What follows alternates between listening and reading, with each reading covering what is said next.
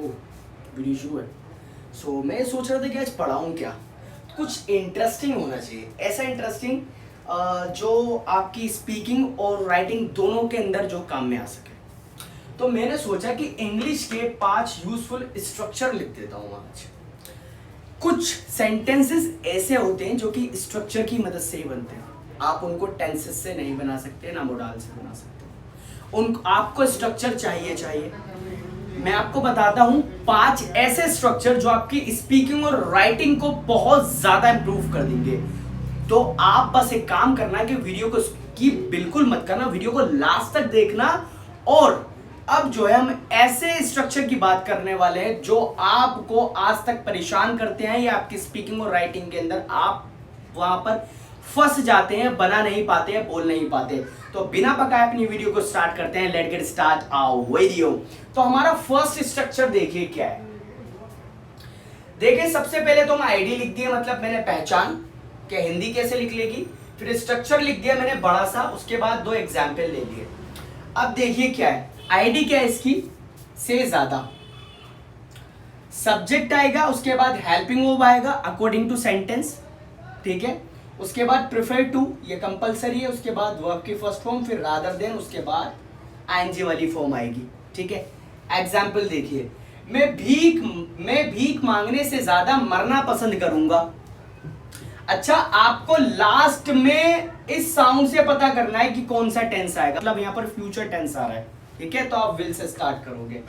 I will prefer to die, मैं मरना पसंद करूंगा, रादर देन बेगिंग, भीख मांगने से ज्यादा मैं मरना पसंद करूंगा। कहते हैं ना, इसके साथ बैठने से बेहतर है कि भाई साहब मैं अपना वक्त ही खराब कर दूं। इस तरीके से सेंटेंसेस आप बोलते हैं। दूसरा एग्जाम्पल देखिए, वह तैरने से अधिक या तैरने से ज्यादा टहलना पसंद करता है। ही प्रेफर, देखो ताती वाला सेंटेंस है इसलिए इसके अंदर मैंने विल नहीं लगाया। और यहाँ पर ही के हिसाब से प्रेफर के अंदर एस मत घुसेड़ देना क्योंकि नहीं आएगा, है नहीं। जिनको ज्यादा ग्रामर आती है वो अपने कोशिश करते हैं कि कुछ इसके अंदर नया करें, कुछ गलती निकालने की कोशिश करें। he prefer to walk rather than swimming। Last का जो वर्ब आएगा वो आईएनजी लेके आएगा। तो ये था हमारा पहला स्ट्रक्चर। आई होप कि ये स्ट्रक्चर आपको अच्छा लगा होगा। अब मैं इसको इरेज कर देता हूं, मैं अपने सेकंड स्ट्रक्चर पे हम चलते हैं, ठीक है। दूसरा स्ट्रक्चर जो होगा वो होगा के बावजूद, के बावजूद, ठीक है। इसकी आईडी क्या होगी, इन स्पाइट ऑफ, ठीक है, in spite of plus verb की फर्स्ट फॉर्म प्लस आईएनजी, ठीक है। In spite of plus ING plus object, ठीक है बच्चा लोग। मतलब पहले स्पाइट ऑफ, उसके बाद वर्ब की फर्स्ट फॉर्म और आईएनजी, या उसको आईएनजी वाली फॉर्म से आप बोल सकते हो। फिर ऑब्जेक्ट, ठीक है। उसके बाद सब्जेक्ट दोबारा आएगा, हेल्पिंग वर्ब, और उसके बाद आपका वर्ब की फर्स्ट फॉर्म या अकॉर्डिंग टू सेंटेंस यहां पर आप वर्ब लगाओगे, ठीक है। एग्जाम्पल हम लेते हैं। एग्जाम्पल क्या, मैं लिख देता हूं ताकि आपको प्रॉब्लम ना हो। खाना खाने के बावजूद, खाना खाने के बावजूद मैं भूखा हूं, बोल देते हैं ना इस तरीके से सेंटेंसेस। खाना खाने के बावजूद मैं भूखा हूं, मतलब मैंने खाना खा लिया फिर भी मैं भूखा हूं। तो ये कैसे बनेगा, इन स्पाइट ऑफ ईटिंग फूड। देखो मैं स्ट्रक्चर के हिसाब से चल रहा हूं, अपने पास से कुछ ऐड नहीं कर रहा। पहले इन स्पाइट ऑफ लगा, उसके बाद वर्ब की फर्स्ट फॉर्म प्लस आईएनजी, फिर ऑब्जेक्ट लगा दिया फूड, ठीक है। In spite of eating food में, उसके बाद जो सेंटेंस है अपने हिसाब से बना दीजिए। मैं भूखा हूं, आई एम हंग्री,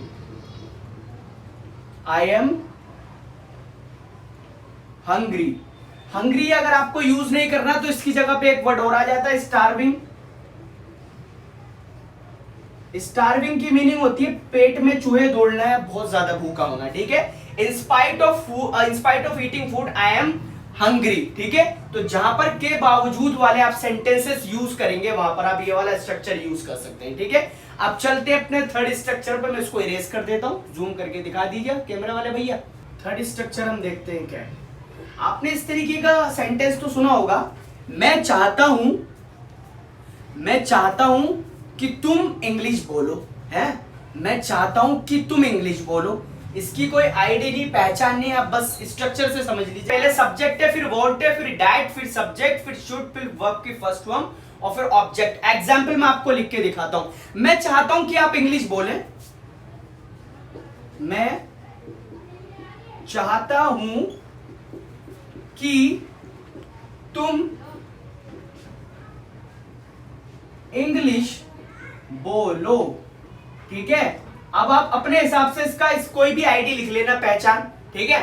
मैं चाहता हूं, I want that you should speak English, है नी। मैं चाहता हूं कि तुम उसकी मदद करो, ये लिखा हुआ है आपकी स्क्रीन पे, I want that you should help him, ठीक है। तो ये था हमारा तीसरा स्ट्रक्चर।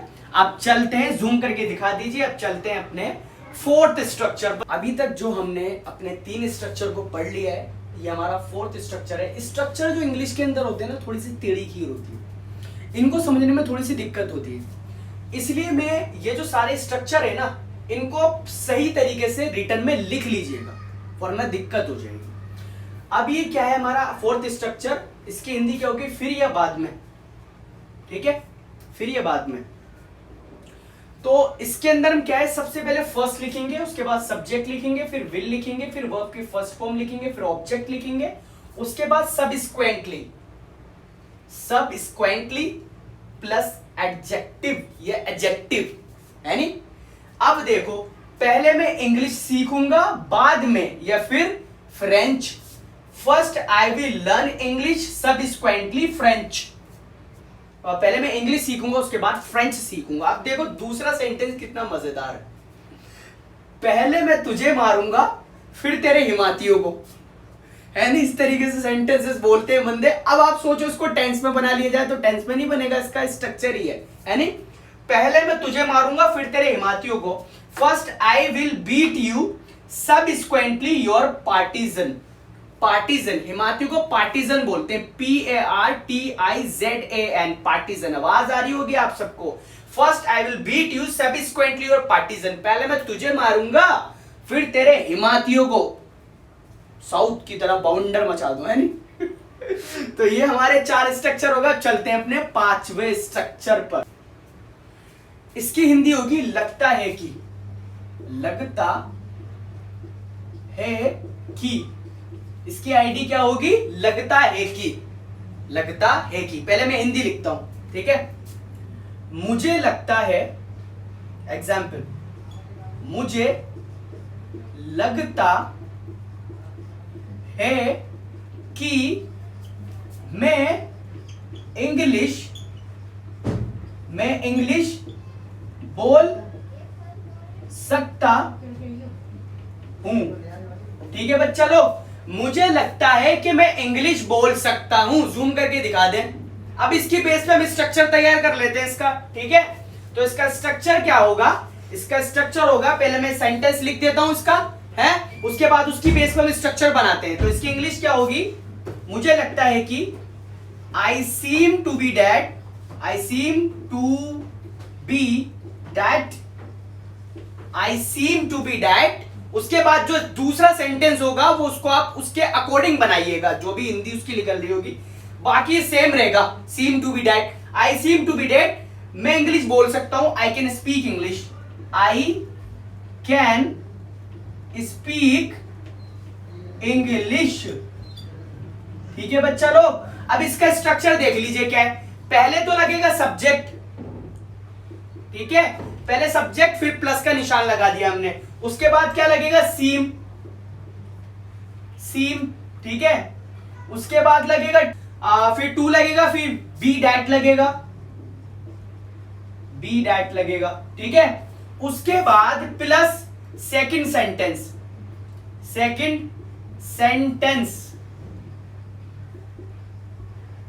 ठीक है। सेकंड सेंटेंस किसी पे भी आधारित हो सकता है, प्रेजेंट सिंपल, प्रेजेंट कॉन्टिन्यूस या मोडाल के साथ, कैन, सकता शक्ति के साथ। मुझे लगता है कि मैं इंग्लिश बोल सकता हूं, I seem to be that I can speak English. इसका दूसरा एग्जाम्पल लेते हैं। मुझे लगता है कि मेरा भाई आज आ रहा है। अब मैंने ले लिया दूसरा कॉन्टिन्यू से रिलेटेड सेंटेंस। मुझे लगता है, I seem to be date, ये तो सिंपल ऐसे ही बनेगा, I seem to be date, मेरा भाई आज आ रहा है। My brother is coming today, my brother is coming today, मेरा भाई आज आ रहा है। I seem to be date, आपकी स्क्रीन पे लिखा आ रहा है, I seem to be date, my brother is coming today. ठीक है, तो ये थे हमारे 5 स्ट्रक्चर। आई होप कि आपको वीडियो बहुत ज्यादा मदद करने वाली है, बहुत ज्यादा हेल्प करने वाली है आपकी।